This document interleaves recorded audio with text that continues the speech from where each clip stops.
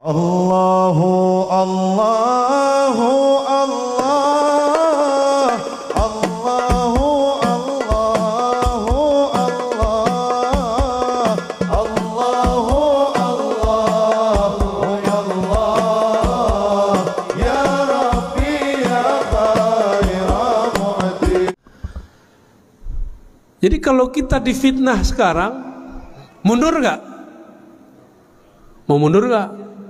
Ini zaman, saya kabarkan, ini sudah mulai perang, tapi perangnya perang akidah. Belum perang pedang, belum panah, belum. Antum hobi aja main panah, ya. Kita belum perang panah, belum. Udah pernah diancam bunuh ya? Betul. Khawarij benar itu orang. Ya. Orang baru hijrah juga ya nggak? Ini udah hijrahnya kemana-mana udah ke Mesir. Maka setiap masa harus ada sekelompok orang yang jago berdebat. Wajadilhum billati hiya ahsan. Dan jidallah ahli kitab. Dulu ahli kitab, kalau sekarang ahli akidah, ahli baca kitab gundul. Dia ngakunya bisa baca kitab, gelarnya sama kayak beliau. LC, lulusan Ciputat, lulusan Cairo.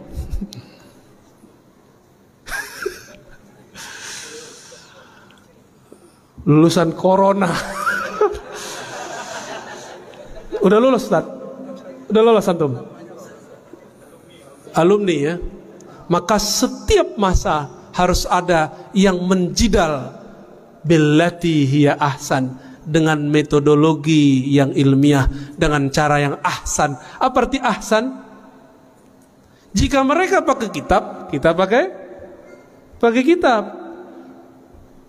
Apalagi mereka menyebutkan dalil hadis, kita baca hadis. Kalau kata Buya Zulhedri, mereka LCMA, kita LCMA juga. Mereka doktor, kita doktor juga katanya. Itu gaya itu dia, belagu dia itu. Tapi belagunya bener ya. Antum belagunya kan nggak bener. Kita bersyukur ada orang-orang ini. Jika dulu yang terpilih Imam Baqillani dan kawannya Ibnu Furaq, ya, ada Al-Isfaraini. Ini tiga ulama di zaman itu. Tidak adalah seorang yang pejuang akidah Ahlus Sunnah bermanhaj Asy'ari kecuali dia mengenal tiga imam ini dan baca karya-karyanya. Imam Baqillani inilah yang menyelamatkan umat dari dua kelompok. Satu kelompok mujassimah, kelompok yang menjisimkan, menyerupakan Allah atau menghukumi Allah, mensifati Allah dengan sifat jisim. Dia tidak bilang Allah serupa dengan makhluk, tapi dia menyebutkan karakter yang sama dengan makhluk. Itu disebut mujassim. Kalau yang menyerupakan zat dengan makhluk disebut musyabbih. Paham? Apa beda musyabbih dengan mujassim? Musyabbih tasbihuz zat, menyerupakan sampai kepada zat. Kalau mujassim menyerupakan sifat.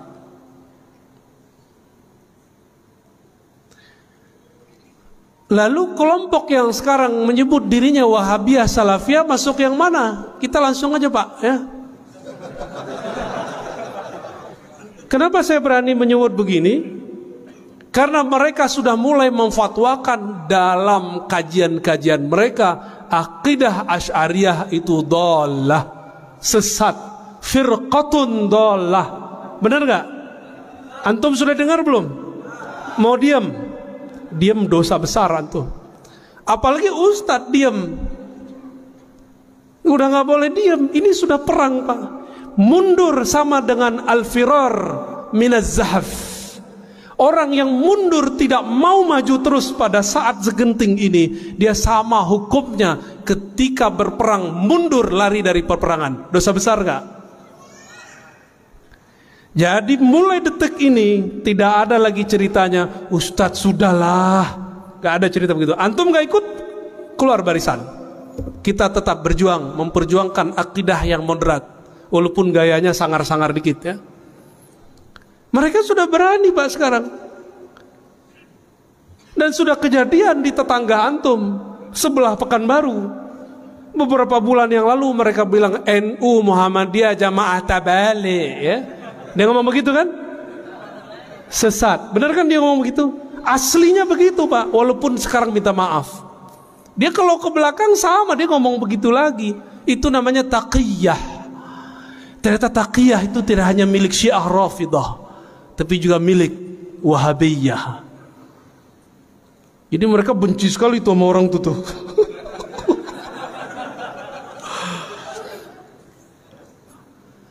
Karena NU Muhammadiyah masih mayoritas umat Indonesia, mereka minta maaf, Pak. Coba kalau sudah minoritas, digilas oleh mereka itu. Nggak usah jauh-jauh, masjid aja lah. Masjid kalau udah dikuasai gimana? Wah, habis, kunut habis, zikir habis. Katanya mengerti ikhtilaf, tapi kok giliran beda dikit mereka nggak mau toleransi. Kita sih nggak ada masalah orang nggak kunut subuh, yang penting jangan membatalkannya. Kita nggak masalah juga kalau orang nggak ikut akidah Asy'ariyah, yang penting dia percaya qul huwallahu ahad, selesai kan? Dia nggak perlu tahu sifat 20, yang penting dia syahadat la ilaha illallah Muhammadur Rasulullah. Tapi sekarang nggak ngerti terus ngomong akidah Asy'ariyah sesat. Antum sering lihat kan orang-orangnya? Orang-orangnya jelas. Mereka karena nggak bisa masuk, mereka katanya ustadz sunnah, kita juga hafal sunnah. Mereka katanya ikut Rasulullah, kita punya sanad ikut Rasulullah Sallallahu Alaihi. Susah mau masuk di mana? Wah, cari nih wilayah muamalat, cari tema bank. Nah, ini paling gampang nih, pakai tema bank. Sekarang mereka sudah boleh menghalalkan riba. Loh, bank beda dengan riba, bro. Bank ada nggak di zaman Rasul? Nggak ada. Maka hukum tentang bank akan selama-lamanya diperdebatkan. Namanya fikih. Namanya fikih. Antum boleh beda sama aneh, nggak ada masalah. Ustadz, saya pilih bank syariah, nggak ada apa-apa. Ustadz, saya nggak mau ikut bank. Aneh panggil sini, keluarin dompetnya, kartu-kartunya semua. Kita keluarin mana banknya, sama nomor-nomornya sekali. Loh Ustadz, ini perampasan? Bukan, katanya antum nggak ikut bank lagi, nggak mau ngambil bank. Itu kartu-kartu bank. Handphonenya cek, ada uang digital nggak di situ? Ada. Transfer ke kita aja. Mau? Jadi kalau ngomong anti bank, pikir dulu. Itu fulus namanya rupiah. Yang buat siapa? Bank. Bank itu sistemnya apa? Bank Indonesia konvensional. Mikir dulu kalau mau mengharamkan sesuatu. Panjang ceritanya. Saya nggak ngajak antum nambung ke bank konvensional, nggak. Kita penganjur bank syariah. Cuma tidak mengharamkan mutlak bank-bank yang ada itu, kecuali bank Toyib.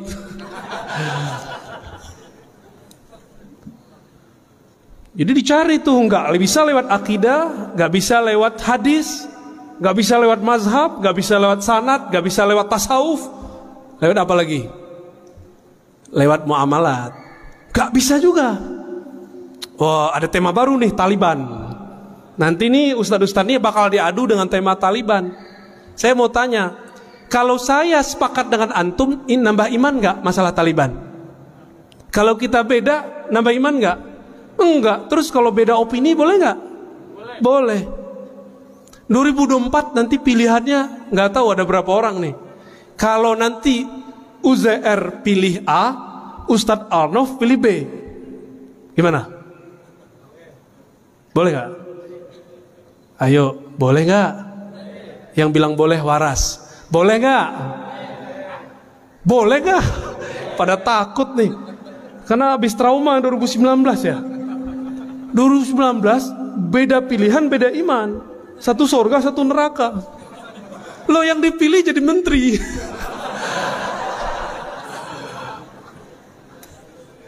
Pak Ustadz, nanti kita coblos jadi menteri Ustadz.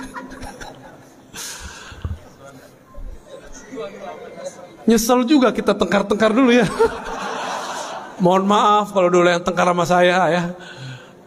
Afwan, kita nggak mau mengulang kesalahan itu 2024 kalau masih ada pemilu, Pak. Jika bab ibadah boleh berbeda, masa bab siasah politik gak boleh beda? Maka kami ingatkan terus dan tolong para asatidz edukasi, dewasakan umat setiap saat bahwa berbeda itu biasa. Mau biasa? Ya. Akidah Ahlus Sunnah wal Jamaah sekarang yang dulunya jadi tema biasa, sekarang jadi tema luar biasa. Nanti besok pagi akan ada pembahasan khusus mengenai yang paling ujung itu. Jadi akidah Ahlus Sunnah intinya ada pada tanzih, mensucikan persepsi kita mengenai Allah Subhanahu wa ta'ala. Yang kedua, tasdik kepada baginda Nabi Muhammad SAW. Ada yang bagian akhir untuk akhir zaman, tasdik bi khurujil mahdi, membenarkan keluarnya akan muncul seorang imam di akhir zaman, namanya imam. Ini baru tema yang baru diangkat oleh para ulama. Sebenarnya tahun 2000-an sudah ada tema-tema itu di Mesir. Dulu kitab-kitabnya banyak, cuma bercampur dengan teori-teori konspirasi. Teori konspirasi ini kan ada yang sahih, ada yang tidak sahih. Yang sahih pun kita uji dulu kesahihannya. Insya Allah tentang akhir zaman itu kita bahas besok pagi ya, insya Allah. Bagaimana cara memahami bab kemahdian itu sesuai dengan sunnah Rasul, bukan tebak-tebakan, bukan pakai asumsi, bukan pakai ambisi. Karena sekarang sudah banyak orang panik, siapa nih Imam Mahdinya nih? Ya, sabar-sabarlah. Ya. Khilafah ala minhajin nubuwah, oh, itu ada kata kuncinya. Insyaallah besok lah kita bahas akhir zaman versi akidah Ahlus Sunnah. Sekarang kita kembali.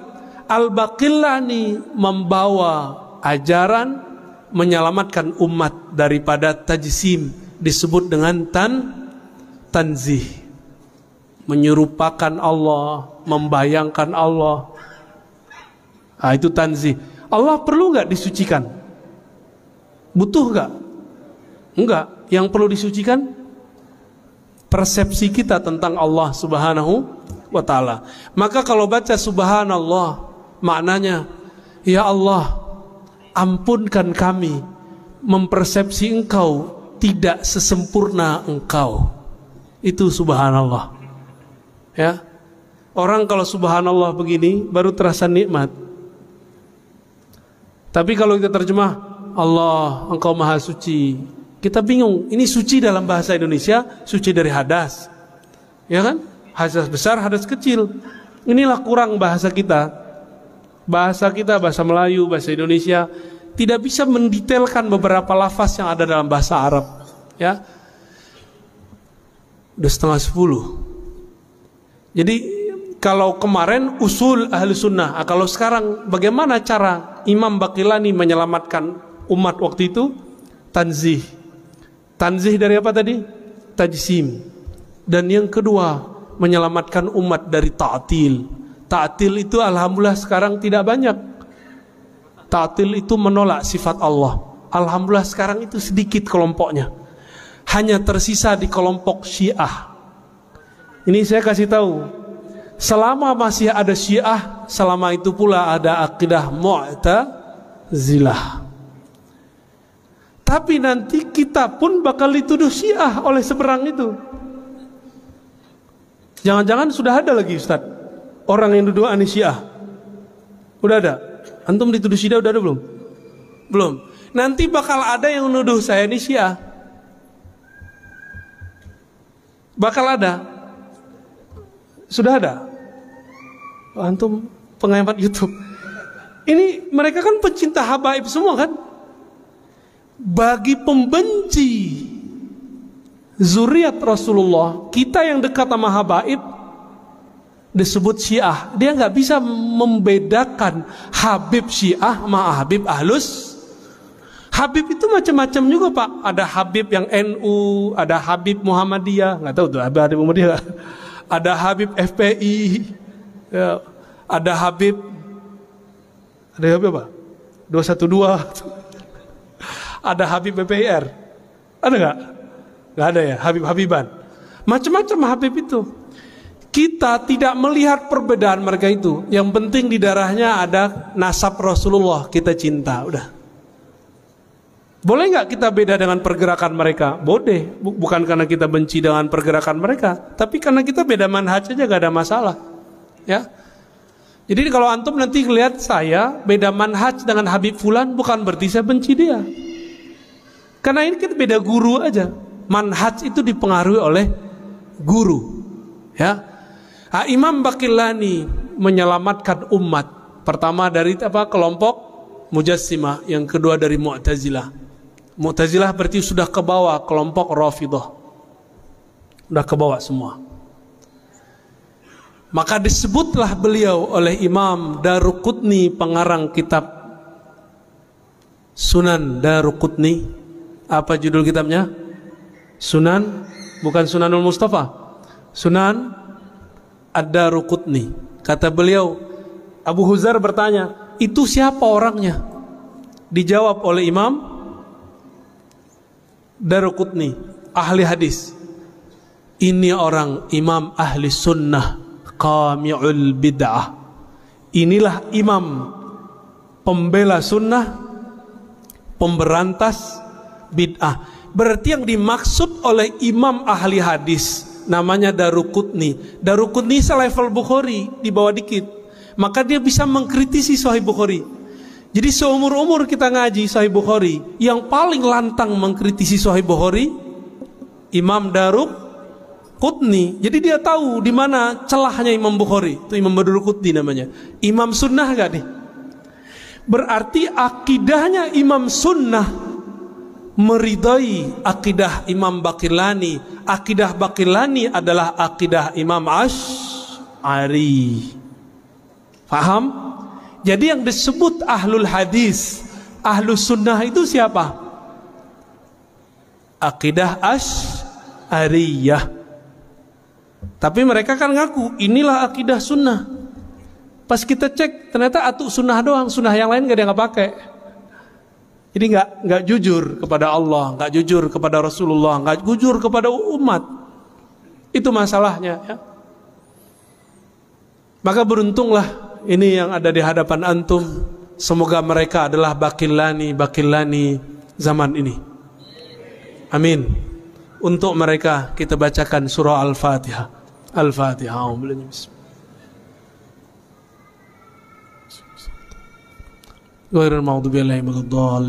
Semoga dengan surah Al-Fatihah ini Allah kuatkan mental para ustadz kita, biar nggak takut dicaci, biar nggak mundur dalam perang akidah zaman ini. Ini sudah mulai perang. Satu kata dari saya, jangan pernah mundur.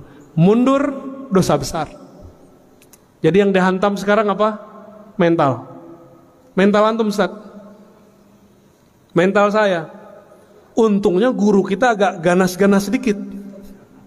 Didiknya dahsyat-dahsyat. Untung guru-guru kita orang-orang yang urat takutnya sudah nggak ada, kecuali hanya kepada Allah Subhanahu wa ta'ala. Alhamdulillah dengan berkah didikan mereka, ini urat takut saya memang udah nggak ada kali Ustaz. Ya, kecuali hanya kepada Allah Subhanahu wa ta'ala dan orang di rumah.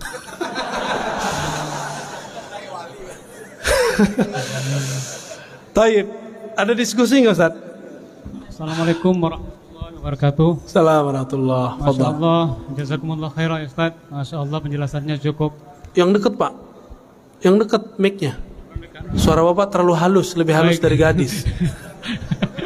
Sudah malam Ustaz. Terima kasih Ustaz sudah menjelaskan mulai dari awal bagaimana para muhaditsin ini yang dikenal sebagai ahli hadis dan menjadi rujukan kita hari ini. Kemudian juga Ustaz menjelaskan tentang Aqidatu ahli sunnah wal jamaah. Alhamdulillah penjelasan Ustaz ini mengingatkan saya secara pribadi tentang kajian-kajian yang pernah diajarkan kepada kami. Alhamdulillah ada dua hal mungkin Ustaz yang ingin disampaikan. Yang pertama, kalaulah kiranya tadi Ustaz menjelaskan tentang al-muhaddisin ini, Imam Al-Bukhari dan sebagainya, dan dikaitkan dengan sekarang ini dengan yang populer di kalangan kita masyarakat ini adalah Imam Albani. Siapa? Albani. Imam Albani. Al-Nof. Albani. Albani. Al-Nofi. Iya, Taib. Albani. Ya. Ini bagaimana siapa Albani ini dan bagaimana menurut pandang Ustadz yang Albani? Yang Oke, pertama, yang kedua, berbicara tentang paham Al-Wahabi. Ini tentu mungkin sepengetahuan saya, paham ini juga dikembangkan dari sumbernya itu yang bernama Syekhul Islam yang disebut sekarang Ibnu Taimiyah. Ibnu Taimiyah. Paham Wahabi ini juga menganut paham dan pemikiran Ibnu Taimiyah yang tadi digambarkan berupa akidah yang sesat, baik itu tasbih, ta'til dan sebagainya. Nah ini Ustadz, bagaimana menurut Ustadz juga tentang Ibnu Taimiyah ini, pahamnya bagaimana dan siapa beliau ini? Itu saya kira Ustadz, dua hal saja. Terima kasih. Itu saja, terima kasih. Assalamualaikum warahmatullahi wabarakatuh. Assalamualaikum. Pertanyaannya tentang Syekh Al-Bani Al-Nofi. Syekh Al-Bani ini peneliti hadis yang rajin. Itu yang penting. Jangan berlebihan terhadap Syekh Al-Bani. Yang diteliti Syekh Al-Bani, metodologinya beliau ngerti semua ini. Cuma mereka ini kalah rajin. Ada nggak riwayat Syekh Al-Bani kuliah? Nggak ada kan? Nggak, dia bukan kuliahan juga. Jadi Syekh Al-Bani ini belajar cara mentakhrij hadis. Kalau di ma'had mahasiswa Darussunnah itu semester 1 sama 2. Semester 1 dan 2 itu mahasiswa sudah bisa mentakhrij hadis. Kalau mahasantri mahasiswanya udah bisa, kira-kira dosennya bisa nggak? Meremnya bisa kita takhrij hadis itu. Mudah takhrij hadis itu. Dan kami merasa kami tidak berhak mentakhrij hadis. Kenapa? Ada ulama terdahulu yang sudah mentakhrij hadis. Kalaupun sekarang kita mentakhrij, meneliti asal usul hadis, itu disebut mentakhrij. Kita kemudian melakukan komparasi metodologis. Makanya di Ma'had Darussunnah di Jakarta, itu satu hadis kalau diteliti bisa setebal ini. Tadi kita sudah bahas ya, bisa setebal ini hasilnya. Satu hadis diteliti. Syekh Albani satu hadis cuma beberapa kalam. Hadis ini sahih, hadis ini tidak sahih. Di beberapa kitab yang lain disebutkan di dalam rawinya ada fulan, rawi ini tidak sahih, rawi ini fi muskilah fi wa, gitu doang. Ini cuma nukil aja. Itu biasa teman-teman, ini biasa, ilmu standar. Ilmu standar orang belajar ilmu takhrij, bukan ilmu hadis namanya. Jadi ilmu hadis mustalah, istilah. Ada namanya ilmu takhrij. Orang menengah belajar hadis namanya ilmu takhrij. Apalagi di zaman ini, semua nama-nama rawi, nama-nama periwayat yang kita tulis kayak tadi, Al-Khallat, Yahya bin Khallat, ya. Ada Ibrahim ibn Nafi'. Itu sudah ada semua. Tinggal dicari, selesai. Namun kita tidak perlu untuk mentakhrij lagi. Antum masih kurang yakin dengan takhrij Imam Bukhari? Ini sahih kan nih? Kalau berbeda Albani dengan Al-Bukhari, ikut siapa? Serius? Kalau ada orang berani mendoifkan hadis dalam Sahih Bukhari, bermasalah nggak orang itu? Serius? Serius? Albani mendoifkan 2 hadis di Sahih Bukhari, bermasalah nggak? Tuh, kena racun antum kan?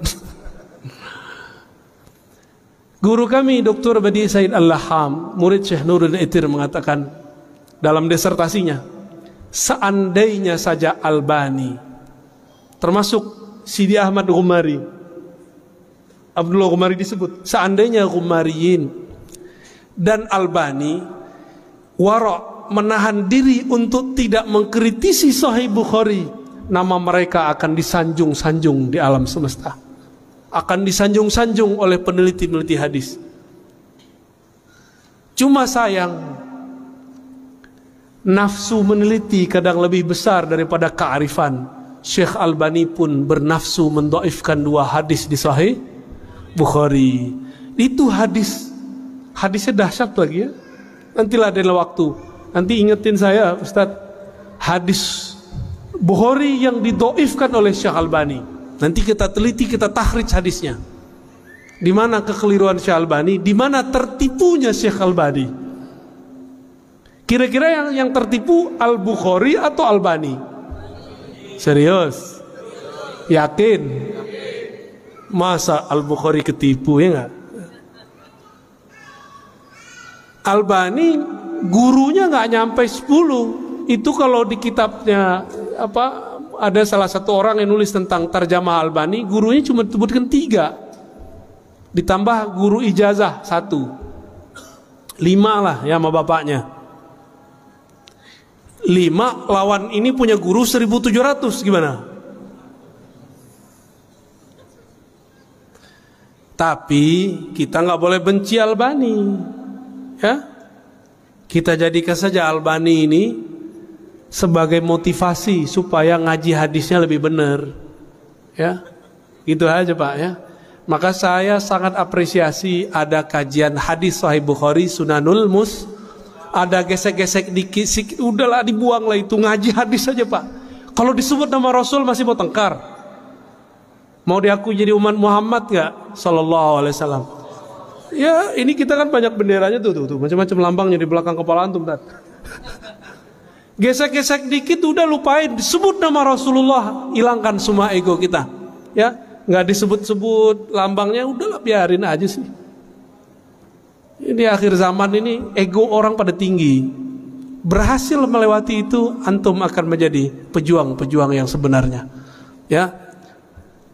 Terus yang kedua tadi Syekh Ibnu Taimiyah. Kajian tentang Ibnu Taimiyah sudah banyak saya kaji. Setiap kapan baru itu prioritin mulu sama Al-Nofi Albani, ya, silakan dilihat lagi Pak. Pendek cerita, Syekh Ibnu Taimiyah bukanlah ulama salaf, dia ulama khalaf. Apa arti khalaf? Ulama yang ada setelah masa salaf. Tahun berapa wafatnya? 728. Tadi saya nanya kepada para asatis, Ustaz, Syekh Ibnu Taimiyah itu dianggap keliru oleh ulama 4 mazhab di zamannya. Kira-kira mereka waras, bodoh atau pintar? Ulamanya. Ulama yang mengatakan Ibnu Taimiyah ente keliru, mereka waras gak? Mereka bodoh atau alim? Mungkinkah 4 mazhab ini berkumpul untuk bodoh berjamaah? Mungkin gak? Kan gak mungkin. Ini ulama 4 mazhab sepakat untuk mengadili Syekh Ibnu Taimiyah. Ini yang ngomong bukan saya, tapi guru saya Syekh Hasan Hitu. Jadi waktu pengaruh Ibnu Taimiyah ini masih ada dalam pikiran dan dada saya, beliau ngomong begitu. Dan itu kita ditunjuk-tunjuk tuh. Menurut kamu gimana? Di zaman Ibnu Taimiyah dia sudah dilaporkan oleh ulama, dipenjara karena fatwa-fatwanya yang menyimpang. Terus sekarang kamu ngikutin? Pusing juga kita ya ditanyain begitu sama beliau. Maka saya tanya balik sama kita semua. 4 mazhab sepakat mengadili beliau. Mereka waras nggak? Waras. Karena mereka waras, Ibnu Taimiyah ini kemudian di-cut oleh mereka. Itu sebenarnya ya. Tapi di akhir hayat alhamdulillah Ibnu Taimiyah husnul khatimah. Karena beliau tidak dipertemukan lagi dengan murid-muridnya, tidak diizinkan lagi nulis. Karena kalau masih nulis, itu fatwa-fatwa anehnya keluar lagi. Akhirnya beliau wiridan. Ingat dulu pesan-pesan Imam Ahmad ibn Athaillah Skandari. Akhirnya beliau di akhir hayatnya menjadi sufi dan dikuburkan di maqbarah sufiyah. Dan dia mengatakan jannati fi sadri. Apa arti jannati fi sadri? Sorgaku di dalam dadaku. Enggak, coba antum buka ladanya, ada sorga enggak di situ? Sorga di mana? Inda sidratil muntaha. Kan begitu kan di Quran? Sorga itu ada di sampingnya, di sekitar sidratul muntaha. Sekarang Ibnu Taimiyah bilang jannati fi sadri, surgaku di dalam dadaku. Ini sufi enggak nih yang ngomong begini? Hanya sufi Pak yang ngomong begitu. Terus mereka ntar ngomong apa nih pikir Ibnu Taimiyah? Nggak mungkin. Ya udah antum baca kitab Al-Wabilus Shayyib karya murid terbaik Ibnu Taimiyah, namanya Ibnul Qayyim Al-Jauziyah. Itu kitab tarekatnya Ibnu Qayyim, tarekatnya Ibnu Taimiyah. Itu kitabnya. Nggak percaya, baca kitab itu. Di sana ada cara berguru, adab bermursyid, faidah berzikir. Cuma sayang itu kitab belum diterjemah. Ya. Jadi karya tasawuf Imam Salafi. Nah itu dia. Al-Wabilus Sayyib karya Imam Ibnul Jauzi yang sudah diterjemah Madarijus Salikin. Tahapan-tahapan orang suluk. Siapa yang nulis? Ibnu Qayyim Al-Jauziyah. Berarti di akhir hayatnya para imam salafi ini mereka menjadi sufi. Di kitab Madarij itu ada pujian-pujian terhadap tasawuf. Terus mereka sekarang ngomong apa? La taqra hadhil kutub. Jangan baca kitab ini. Begitu ngomongnya. Giliran gak cocok sama nafsunya dibilang. Jangankan itu. Ini terakhir tentang Syekh Albani. Syekh Albani itu mentakhrij, menilai hadis tidak hanya dengan keilmuan, terkadang pakai nafsu. Apa buktinya? Ada hadis di Abu Daud, ada hadis di Tirmizi, ada hadis di Ahmad. Hadisnya sama. Sayyiduna Abdullah bin Amr itu menuliskan nama Allah yang kemudian dijadikan jimat atau rajah untuk anaknya. Pernah nonton film Si Pitung nggak teman-teman dulu? Itu ada jimat nggak? Jimat, gede itu ya. Mirip-mirip itu apa namanya? Bukan X-Men, itu apa namanya? Avenger. Tapi beda. Abdullah bin Amr menuliskan a'udzu bikalimatillahi tammat min syarri ma khalaq. Terus ada lafaz tambahannya. Min ghadabi bla bla bla bla. Ditulis, dikalungkan ke anaknya yang belum bisa baca tulis, belum bisa membaca. Syirik nggak? Sahabat loh. Halo. Itu namanya apa bahasa kitanya? Jimat. Maka jimat itu bukan masalah kalung mengalungkannya, tapi yang ditulis apa? Apa yang ditulis itulah halal haramnya. Jangan jimat langsung haram. So ahli tauhid ente ya. Benerin dulu tauhidnya. Kalau masih meyakini nasi yang mengenyangkan, oh itu lebih bahaya dari jimat tuh. Masih yakin propolis yang menyembuhkan dari oh itu bahaya itu. Tapi ngambil asbab dengan obat itu baru boleh ya. Apa kata Syekh Albani? Ini beraninya dia kepada Rasulullah, beraninya dia kepada ulama-ulama pengabdi khidmah ke Rasulullah. Ini yang meriwayatkan Imam siapa? Abu Daud, Tirmizi, Ahmad. Imam Tirmizi bilang ini hadis sahih, hasan sahih. Antum bisa bayangin ini dokter hadis ini nyebut Imam Tirmizi langsung keluar sahihnya ya. Apa kata Syekh Albani? Separuh yang awal sahih, separuh belakang nggak sahih. Separuh awal kalimat a'udzu bikalimatillahi tammat sahih. Tapi kalau Ibnu Amr nulis dikalungkan nggak sahih. Padahal sanadnya sama, lafaznya satu. Bahasanya apa Ustaz? Tanaqud, kontradiktif. Bahkan dalam dirinya sendiri kontradiktif. Itu kaidah dari mana cara mentakhrij begitu? Ini saya pertanyaan. Kalau berbeda murid Bukhari namanya Tirmizi dengan Albani, ikut siapa? Tirmizi lah, ya. Imam Tirmizi bilang sahih, Albani bilang separuh sahih, separuh nggak sahih. Antum ikut siapa? Siapa yang ikut hawa nafsu? Maka benarlah masyayikh Syam, ulama Syam berkata, Albani idza ajabahu sahhaha. Kalau dia takjub dia sahihkan. Wa iza lam yu'jibhu dha'afah. Kalau dia enggak takjub, dhaif. Tuh, dia enggak takjub sama lafaz ini. Bahkan satu lafaz. Kalau ngikutin kaidah ilmu hadis, sanadnya sahih, lafaznya tidak bermasalah. Kenapa dia bagi-bagi separuh? Karena hawa nafsu mazhabiyah. Jadi mazhab ini ada nafsunya. Maka pesan saya terakhir malam ini, sebelum kita tutup kajian, tolong bermanhaj Ahlussunnah bukan dengan ambisi, bukan dengan emosi. Berakidahlah dengan hati. Ya, maka kalau berakidah dengan hati, maka muncullah rahmah. Jadi jangan pernah benci Salafi, jangan pernah benci Ibnu Taimiyah. Kritik boleh, tapi benci jangan. Bisa bedakan? Ya, walaupun mereka bilang mengkritik mereka disebut fitnah, itu bahasa dia. Ya, biarin aja. Kita nggak usah tanggapi banyak-banyak.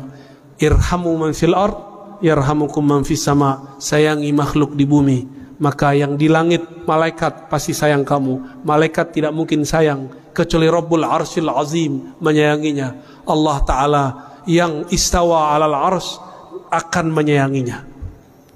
Semoga yang hadir malam ini mendapatkan percikan kasih sayang Allah SWT. Allahumma bihaqqi Sayyidina Muhammad. Ya Allah, dengan cinta kami, dengan iman kami yang tidak sempurna ini ya Allah, tolong sempurnakan ya Allah. Maka rahmatilah kami dengan berkah Nabi Muhammad SAW. Allahumma bihaqqi sunanikal Mustafa. Ya Allah, dengan sunnah-sunnah Nabi Engkau yang terpilih, maka pilihlah kami menjadi pujang-pujang ahlus sunnah wal jamaah. Ya Allah, ya Rahman, ya Rahim, akhrij min qulubina asyirk. Ya Allah, buang, bersihkan kalbu kami daripada syirik, bersihkan kalbu kami daripada hasad, bersihkan kalbu kami daripada iri dengki, bersihkan kalbu kami daripada su'uzan, bersihkan kalbu kami dari semua penyakit kalbu, terutama lalai kepada Engkau. Allahumma salli ala Sayyidina Muhammad. Sama-sama baca, Allahumma salli ala Sayyidina Muhammad. Ya Allah, sampaikan salam rindu kami, salam cinta kami kepada baginda Nabi Muhammad sallallahu alaihi wasallam. Ya Allah, sampaikan salam maaf kami. Kami umatnya tapi tidak serius mengikutinya. Kami umatnya tapi tidak sungguh-sungguh ittiba mengikuti ajarannya. Tapi tetapkanlah kami ya Allah berjuang di jalan Nabi-Mu ya Allah, mati dalam husnul khatimah. Rabbana atina fid dunya hasanah wa fil akhirati hasanah wa qina adzabannar. Wa sallallahu ala sayyidina wa maulana Muhammad wa ala alihi wa ashabihi wa li baitihi wa dzurriyyati ajma'in. Walhamdulillahi rabbil alamin. Subhanakallahumma wa bihamdika asyhadu an la ilaha illa anta astaghfiruka wa atubu ilaik. Assalamualaikum warahmatullahi wabarakatuh. Terima kasih, syukran kasiran kami ucapkan kepada Al-Mukarram Ustaz Buya Dr. Haji Ar-Razi Hasim MA dari Ibu Kota Jakarta yang telah memberikan ilmu kepada kita semua. Semoga ilmu yang beliau sampaikan bermanfaat bagi kita semua dan kita bisa mengamalkan serta mengaplikasikan apa yang disampaikan beliau. Amin, amin ya rabbal alamin. Allahu